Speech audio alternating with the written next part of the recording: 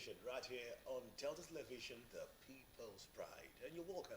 I say this on behalf of the board, management, and staff of this beautiful station called Delta Broadcasting Service. And it's situated in Asaba, the state capital of Delta. My name is Francis Ofulue. My job is to be half of the anchor of today's program, just one half of it. The full anchorage has Chizi Awuno, who shall be helping us delve into all the conversations, all the interviews that we've got this morning designed for you. Good morning, Chizi. Hi, Francis. Good morning. Yes. It's amazing to be back with you on the set Yeah, very after amazing. such Yes. a long time. Hiatus. I hope you've eaten this morning. If you've not had breakfast, well, people argue that breakfast is the best meal for the day. And some others say it is not. But that's not the point of my concern this morning. Those who ensure that we have breakfast in the first place are celebrating today, in the Yes. 14th day of May 2026. Today is World Farmers Day. A day set aside for farmers. You farm every day. You take your flowers or take your plants. Take it. You've done a whole lot for us. Whether it's subsistence farming or mechanized commercial farming, we are grateful that farmers live in our society. Yeah, today is a day to honor the vital role of farmers that farmers play in global food security and highlight the challenges that they face, often marking the occasion with agricultural exhibition and community events. Now, amazingly, this year 2026 is specifically designated by the UN as the International Year of the Woman Farmer. Oh. Yes, and it's focusing on empowering women in agriculture. Just something to encourage them and say, you know what, you're a farmer. It's not a man's job, and we appreciate you. Yes, and also the key 2026 agricultural event and team, now International Year of the Woman Farmer 2026. Now it has initiatives that focuses on overcoming gender-specific challenges in land tenure, finance, and technology to boost productivity and sustainability. The significance of the day is to celebrate the hard work and resilience of farmers who ensure food security, especially in a country that is not so secure. We still have farmers who go to the farm daily just so that me and you can have food on our tables. That's a big one for me. And then sustainability, promoting regenerative agricultural, precision farming, and climate smart agricultural practices. Today, we're also encouraging investment in farmers' organizations and advocating for fair trade and better income for agricultural farmers. It's a big one, and I think today is also a good one to encourage everyone to practice farming. Yeah. I have a 9-year-old son who has shown interest in farming since he was 4, and all I've done is encourage him. I have a garden that belongs to him. Trust me, I've never taught him how to farm. Uh, my husband doesn't even farm Probably have no either. idea how to farm. What? You probably have no idea how to. I have absolutely no idea how to Wow. farm. I watched my mom own a garden, but trust Yeah. me, I never involved myself in it. So I can't even, take that bragging right to say, oh, I taught him. I can't take it. He learned it entirely. Yeah. But yes, it's a good day to tell everyone that yes, it's okay to own a farm. At the end of the day, when you're eating your produce, it's usually interesting. Yes, very interesting. And it's quite important that we pay attention to farming in Nigeria as a country. Basically, we go through a lot in this country. We need food to survive. And when we're having all the issues about insecurity, farmers having to pay terrorists, I want to call them terrorists and not bandits, money just so they can farm, it brings us to many school of thoughts. What is really going wrong in Nigeria? And if we want to remove the banditry issue, and so let's just leave that one out of the picture. It's important to know that Nigeria will lose about 30 to 40 million metric tons of food produce in this country. That amounts to about 5 trillion a year or 3.5 trillion a year. That's what we lose every time because we have issues about storage, We have issues about poor farming and the rest of them. So it's important that the government help us to farm. On the news this morning, we saw the wife of the president, the first lady, Senator Oluremi Tinubu, helping farmers and providing aid to farmers. A beautiful one, a beautiful gesture. While she provided some mechanized tools for them to farm with, I love it.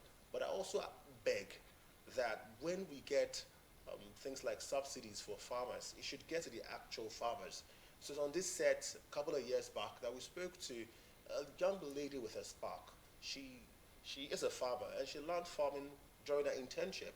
It was Blessing Sabada and I who had a wonderful interview where I was stunned for the 25 minutes conversation, all through that conversation. And you said the lady later took you guys to Yeah, her farm, to right? our farm. I still have the Yeah. video.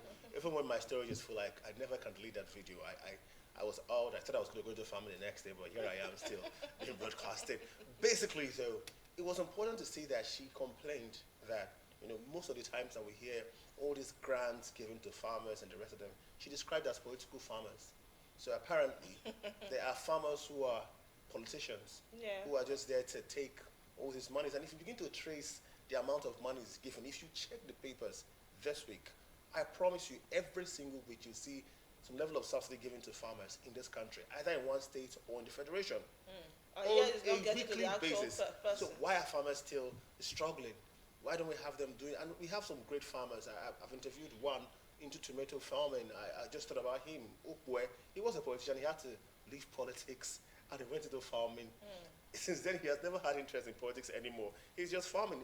Even there was this one time Patani representative. The name has evaded my mind, but he is a farmer till date. He left politics. There is so much wealth also in farming, and it's important that the federal government begin to glamorize farming. Should I say farmation? So that it sounds like a big name, but they have to glamorize it. Make it very lucrative. Make it attractive. People talk about oil, but what has oil brought for us? What has it done? But remember, during the era of farming, Nigeria was amongst the richest countries in the world. So if you want to make things good, why don't you go back to when things are good? I'm not saying discard or throw away oil. No, we can't do that. But we must pay attention to farming sincerely, intentionally. That means those subsidies should be traced to the actual farmers, those in the bush. The pathways, I saw a video recently in River State, and it was a Facebook video, one of these internet videos. It was allegedly River State, one of those villages, and the struggle to just take the produce from their farms to not the city now, to the village was quite difficult. The road had been destroyed by erosion. They had to use bikes, and the bikemen had to turn to Spider-Man of some sort. They would use one hand on the bike, and their leg against the wall. I'm almost pushing my leg, trying to just navigate through that journey. And that tells you the challenges. So the road to the farms, are they good enough? Do you provide security for farmers? And do you indeed ensure that those who farm gain, that the middlemen are not the ones who just take it all?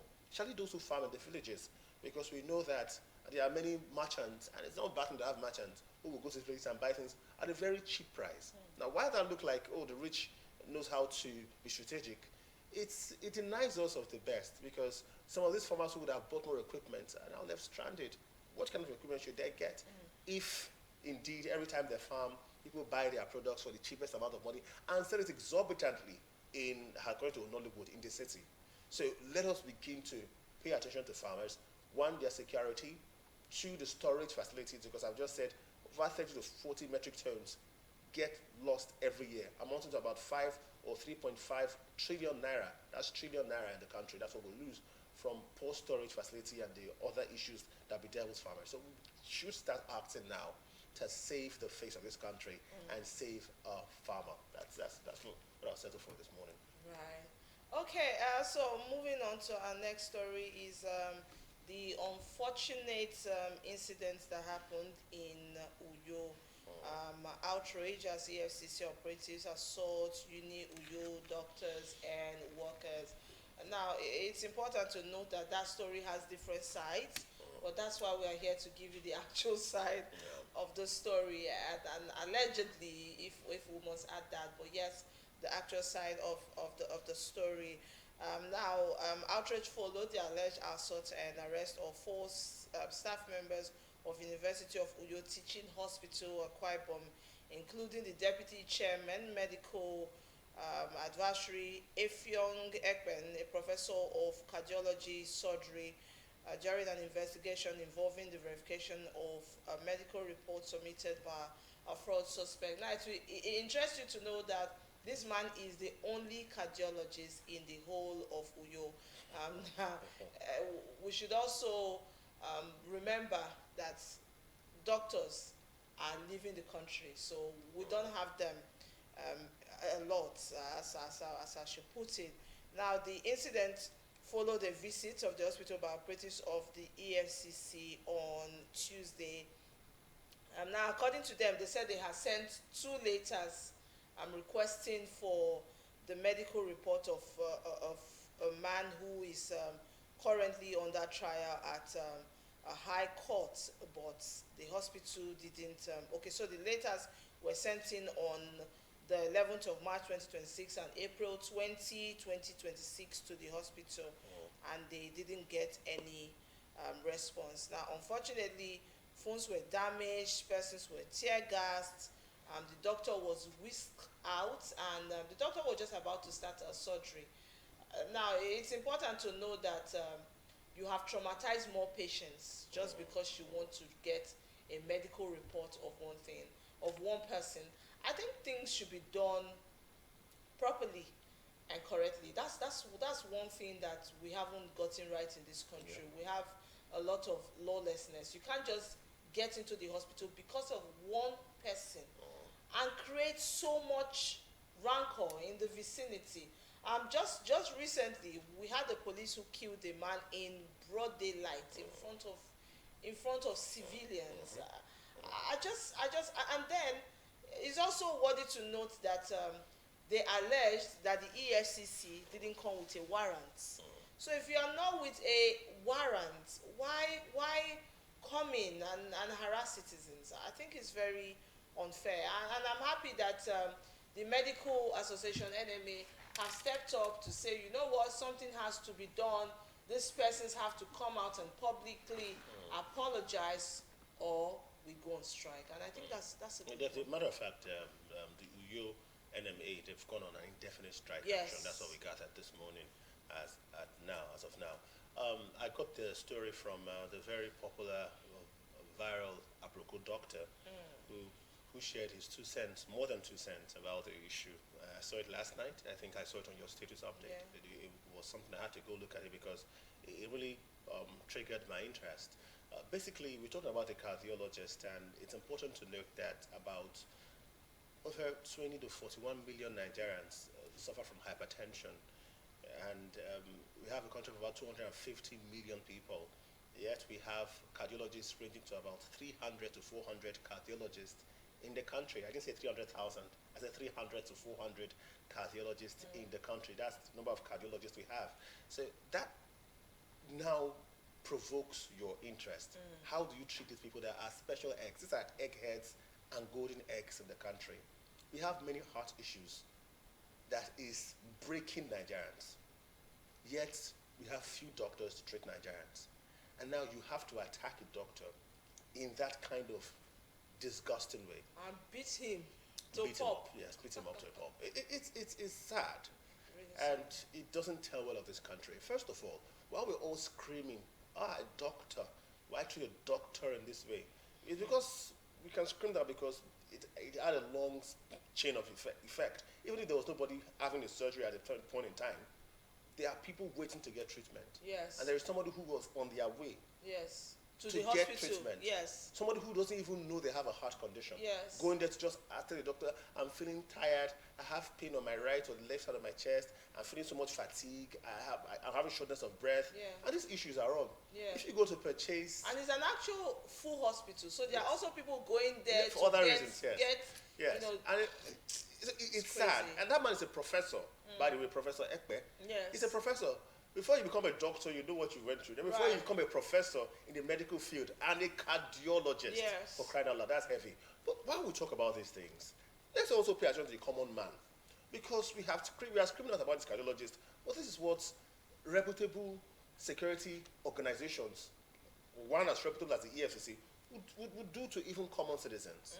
And it's the brutality of law enforcement agents in the country that is offensive to humanity at most. Very offensive. Yes. It's something that's distasteful, discouraging, and it's something that the system has to fight. So the EFCC chairman, Olukoyode, he has a big job. And like the viral doctor, Aproko doctor said, please, they should not be punished quietly. Nigerians should see the punitive measures taken. Yeah. Because So the man that- was disgraced publicly. Not just, so that people understand that they can trust the system. Yeah. That's the most important thing. People can trust, because most times I think it's more like some kind of cult-like settings for the security outfits. Yeah, either the police, you hear about some issues, that you hear disciplinary actions to be taken, and we don't hear about it anymore. We just hear strong-worded. The time has passed. We need Yeah. to see those actions being taken. Right. And Francis, I think it won't be bad for it to be made public too, so we know the ethics that these people work on. Because was that normal for you to just walk into a public place and tear gas? Not just a public place, a hospital. And I'm saying this because this is not the first time it's happening. No, it's not. Yes. And then this is a social media era, and there's also an allegation that phones were scattered. People who were trying to video the incident, their phones were broken. This is democracy, right? Yeah. Was that something right to so do? it means that what that means allegedly is that they were avoiding any kind of evidence Yes. against them. They were intentional about it. And in fact, I want to say this, whether the doctors are lying or not, one thing is very certain: we don't trust our security outfits. So when we hear anything like this, we know it evokes our attention. It makes us very hurt, because many of us have experienced it firsthand or just by eyewitness account. We have seen it or experienced it. That means that we need to put our hands in motion to fight this particular plague that is ravaging this country. The impunity of security operatives in Nigeria must be handled. And so I'm calling on the federal government to act immediately. Yes. Immediately act. There's a very sad story that I got too about a driver. This is just going to be security conscious. And the first time I heard a story like this was about a woman in a house, I think at River State or so, and she has a gate man. While everyone was out, the gate man and a friend of his went upstairs, butchered her, carted away with her monies, and that was it. And now we're hearing a story that a man had his driver butcher him and then ran away with his Prado Jeep. The good thing is that the Nigerian police force apprehended him while he was on his way to Anambra State, Idemili North. So I want to beg, Nigerians to be very mindful. I'm saying this because we've been very strong against security operatives and their wrongdoings. But we have to give commendation for that particular, because that particular scenario could have not been avoided. It's an ethical problem, a societal, social problem. It's not what the police force would have stopped ahead, but at least they could apprehend the fleeing suspect. I'm sure he's clean off somewhere, and I'm sure that strong actions will be taken to ensure that that does not recur. But we still want to beg the Nigerian police force, the Economic Financial Crimes Commission, the agents, and I know how much they train them. They go through rigorous training to get to where they are. I want to beg them, even Civil Defense Corps, anyone that carries arms in this country legally, please mind how you act and how you operate. There was no reason to tear gas a hospital. There was no reason at all. Tear gas is often used during protest. People are refusing to, and some countries haven't stopped using tear gas during protest. So you can imagine using it in a hospital where somebody might be asthmatic. So you probably just killed an innocent person. Yeah. And what does the law see generally? The law says it's better to let 99 criminals go than to arrest an innocent man. Yeah. So because you wanted to apprehend a doctor who had refused or who had hesitated or who had delayed or who had not responded in giving you the letter of one of your suspects, and the person was sick or not, you had to tear gas a place. I don't even care if the doctor told you you are crazy or used insulting words at you or hurled insulting words at you. My point is very simple. It did not call for that particular action. Yeah. So it's important that proper training, retraining is done for um, law enforcement agents. Yes. They have to be trained and retrained to avoid this from recurring in the Federal Republic of Nigeria. It's Right. a no, no, no. We don't want to see that happen again. Right. Seriously, we don't want to see that happen Okay, again. Francis, the last story you just brought up is quite unfortunate and interesting to me. I'm happy that the security operatives have been able to intercept the guy, which is a good thing. But I truly hope that when we're talking about intercepting, it should be done for both the poor and the rich, because first of all, anyone who owns a Prado Jeep is obviously not small, is rich. So I really think that security operatives need to step up. Just over the weekend, I was out at about past 10 at night, and on my way home, I saw security operatives everywhere. And trust me, these ones were not the find me something kind of police. They were stern. You could see that they were doing their job. Yes. And I think that those are the kind of police that we need. They were not smiling. You know that they were not smiling. And I think that every other state should emulate that. And those are the kind of police that we want. Those are the kind of police that we should trust with our life and say, oh yes, the police is our friend, because you can see that they are judiciously doing their job. Yeah. And then for individually, I think that if you're nice to your subordinates, then they won't have any reason to want to hurt you. That's what I think. Maybe. Yeah, maybe. Not always. Maybe, but I think the bottom line of what I'm just trying to say is treat people well. Yeah.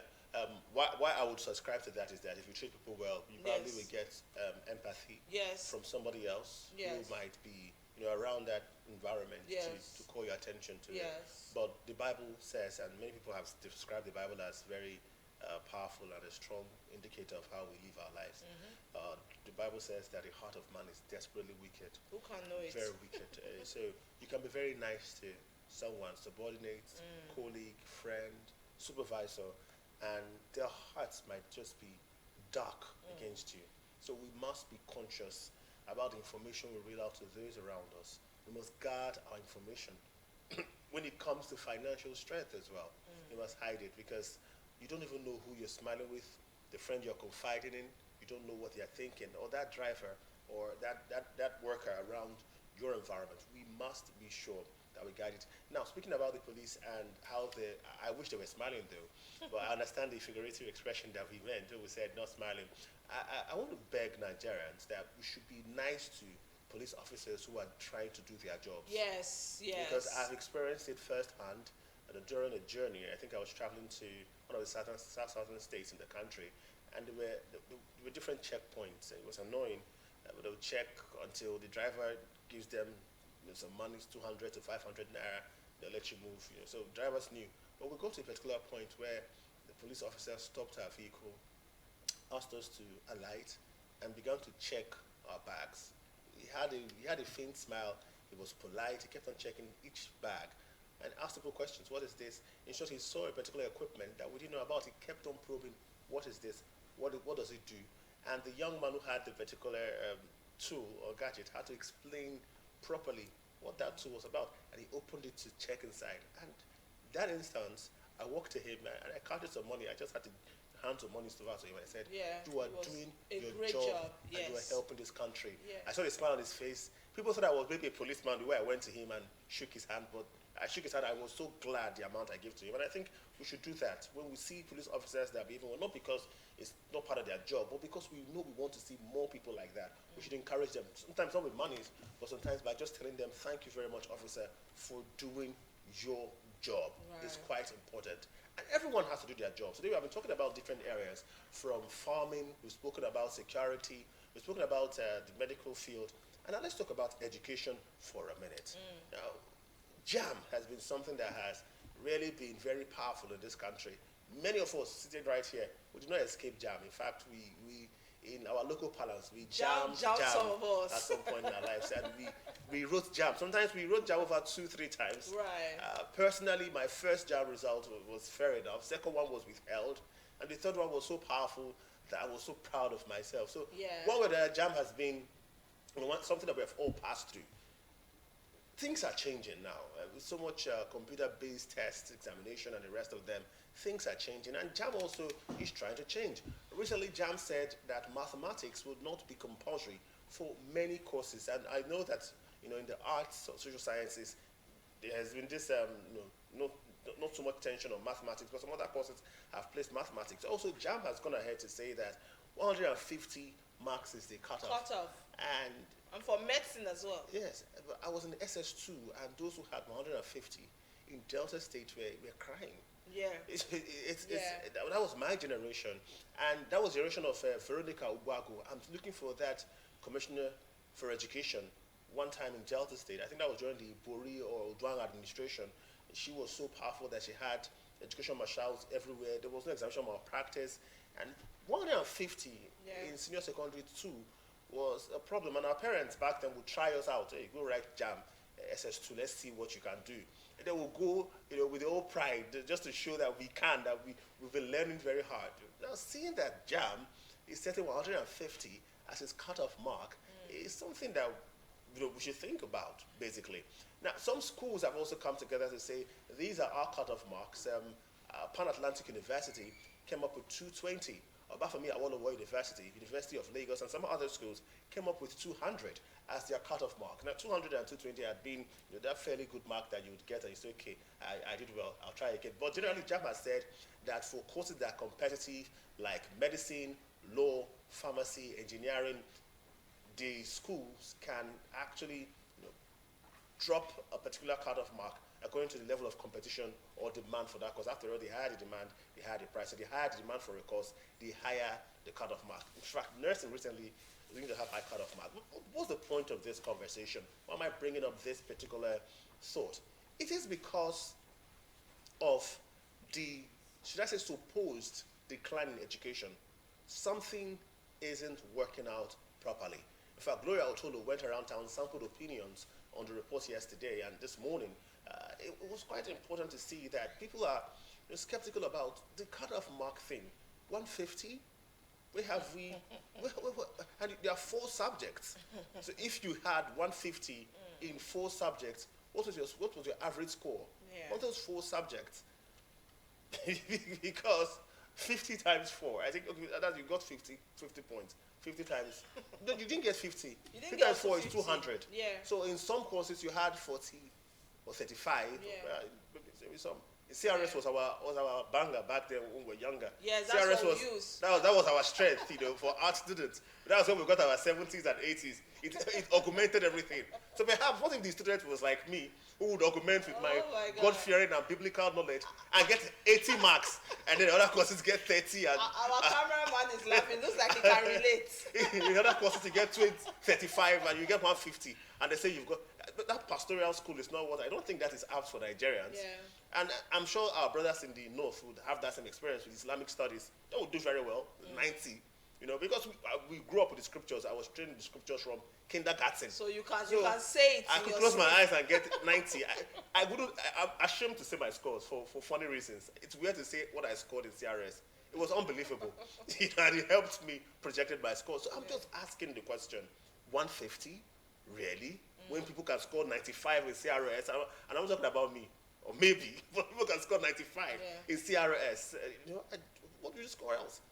Francis, this issue is so annoying, for the lack of a better word. But for me, I think it's very annoying because, and I think it's solely because children no longer study. Very recently, a VC came out to beg people to please come to school. That people are no longer coming to school, and I'm wondering what's going on.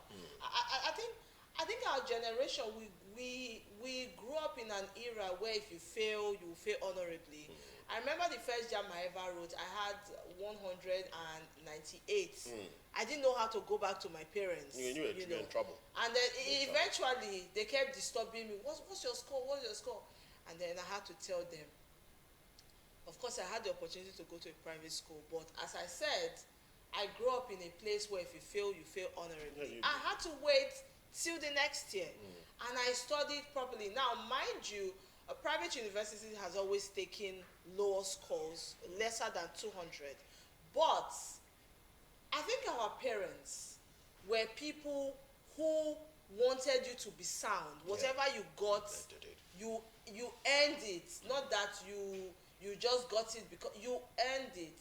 And so I had to write for JAM again, and I remember that I had 272, and I still was scared, you know. But eventually, and then even maths, I remember not passing maths, and my younger ones, they taught me maths.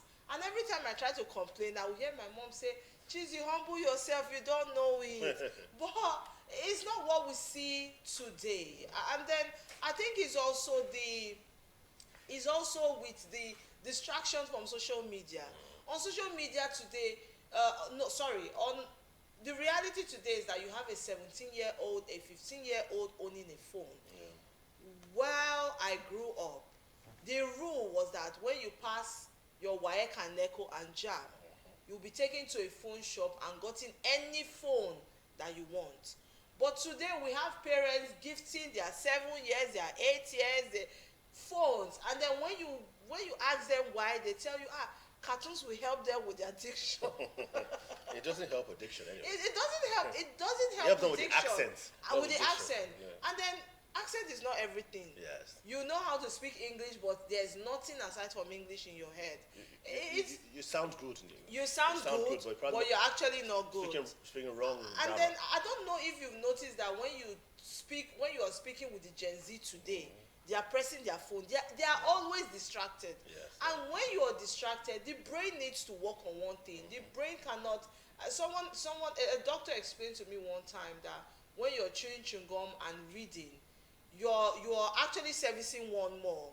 You are not concentrating. You are concentrating on one more. So it's the same thing with the social media era. We have a lot of people, and you know the crazy thing about our phones. Your intention is just to check your phone for maybe 10 minutes. And before you know it, you spent 4 hours on your phone. That's 4 wasted hours just on your phone. It's so unfortunate. Can we go back to the time where we had children running to libraries because they want to search, they want to research? These days, teachers are giving children assignments on phones. It's okay. But many children are not even monitored with this. I feel so bad because if we are saying 150 is the cutoff mark right now, I feel like by the time my children grow up, they will say if you have 50 over 200, you get 100. Yeah, so you can score 20. 20 each, and then they let you go. go. But then, most importantly, I was worried when I saw that 150 is also the cutoff mark for medicine. And I spoke with a doctor, and he was quite.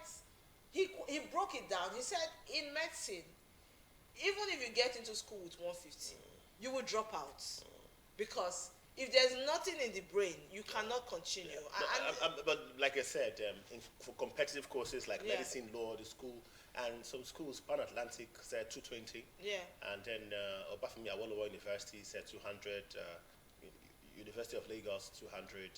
200 is still low. Yeah, but that's what they are saying for now. Yet the clause there is when the course gets competitive. Right. So it means that with the outpouring of students with high scores, perhaps they would increase. But that are you aware that there are also general private schools who will take 150? Yes, they because they schools. want. Yes, they'll take 150. Yes. But there have been many thoughts about the JAM, thing after all, because we have seen in several cases where the Nigerian students who would have struggled through JAM would travel to another country and then get a second-class upper, return to this country, and do very well.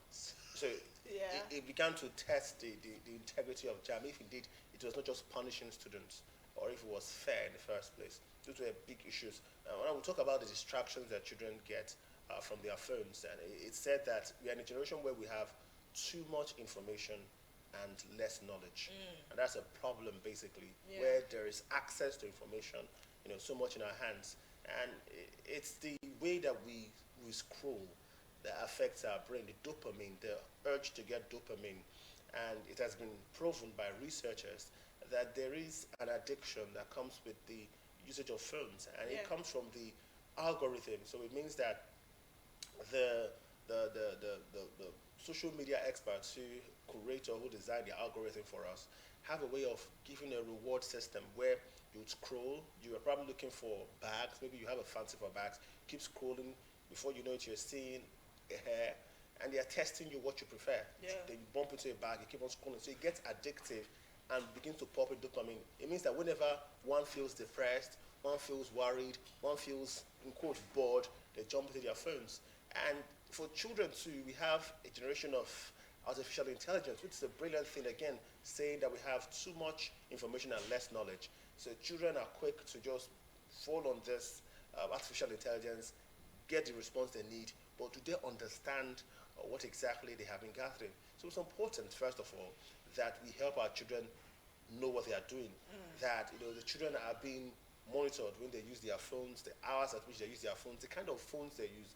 One expert said your child who is a teenager does not need a smartphone yet. Yeah. So it's important that you can use a Java phone. Let them use it. Let their friends laugh at them. Let them learn how to be resilient and have a strong head amidst people Or a jeering at them. landline. A landline. You could learn that. Also, we should our system should embrace technology also, because from generation to generation, I had an analogy that says during the time of our forefathers, our grand or great grandfathers, when education came into this country, it was the very lazy ones that were sent to school, while the hardworking ones went to the farm. And when things began to change, they began to send the hardworking ones to the markets and the intelligent ones and the lazy ones to school. Yeah. When they realized that school was so important, they decided to send them to school. But those who were reading novels were seen as very good children. But later on, became those who were reading textbooks were very good children. But later on, became those who were reading novels. My point I'm making is this: as things are changing, new things come. Children embrace those new things as they come. Whether it's technology, they embrace it and let go of the former one. So when books came, people left farming. When novels came, people left. When textbooks came, people started reading textbooks. When novels came, people left textbooks, started reading novels. It keeps growing. People keep looking for more. But what can the system do to embrace these people who are looking for new things to use? So we must learn how to inculcate and how to embrace AI, embrace technology, because the world is moving faster. But we must train our children to have the knowledge, not just information. Yeah. Well, we'll go on a short break. When we come back, we'll probably look at the papers, have interview sessions only on Thursdays morning, right? Do stay with us.